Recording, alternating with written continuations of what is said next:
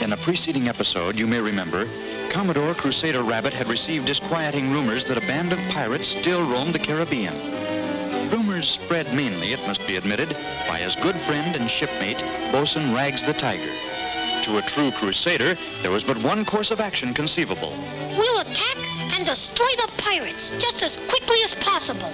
And so, as we left off last time, the two lads had set their course straight for pirate waters, and then retired for the night. Their slumber was deep and untroubled. How could they know that dead ahead was a forgotten minefield, left in the wake of World War II? Closer, ever closer, the north wind carried them. And then, just when all seemed lost, the wind gave out. And the tiny vessel was becalmed, just in the nick of time. We've stopped moving.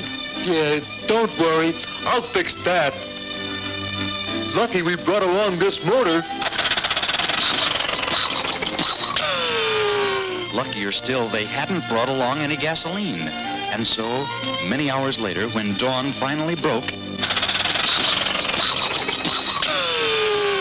and Crusader was able to spot the peril, the ship hadn't budged an inch.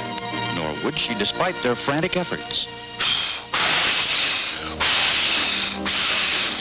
There was really nothing to do but amuse themselves as best they could with the traditional pastimes of the idle seaman until the wind returned. So while Crusader undertook the sailor's ancient craft of building a model boat inside a bottle, Rags busied himself with the maritime art of knot tying. Every day, Crusader would check their position and carefully mark it on the smooth water alongside their ship. But as the days went by without a breath of wind, it began to look as though fate had only spared them for a more agonizing end, starvation. Already their supply of food was very, very low. After all, how many days can you make bean soup out of the same bean? However, their greatest threat came from the burning tropic sun as it beat down mercilessly upon them. Although Rags tried his best to fight it, eventually the strain was more than the poor old tiger could bear. Suddenly, one day, something just seemed to snap.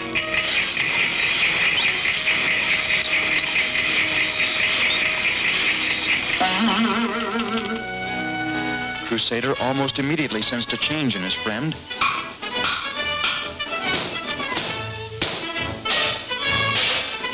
Rags, old pal, get a hold of yourself. But alas, the sun had definitely altered Rags' view of things.